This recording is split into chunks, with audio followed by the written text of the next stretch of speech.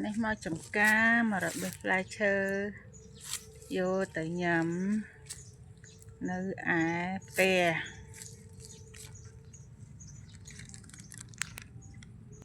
នេះមិញកាប់បានចេកមួយស្ទងហើយ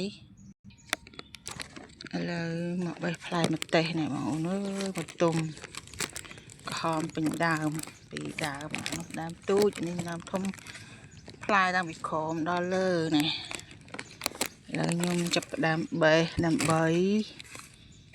យកទៅផ្ទះទុកធ្វើជ្រក់ធ្វើអីញ៉ាំទៅ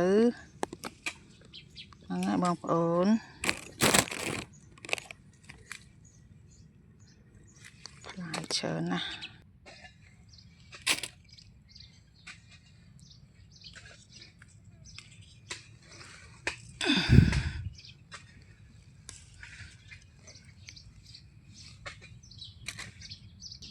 អានេះម្ទេសផ្លែវែងហ្មង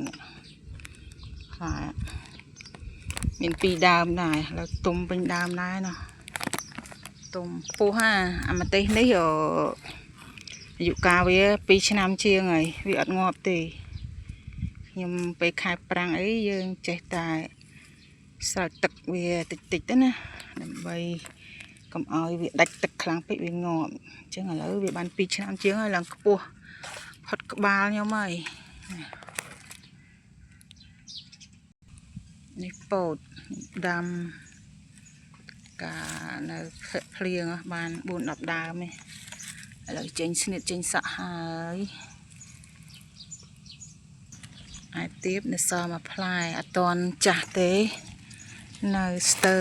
អត់ទាន់បេះវាទេ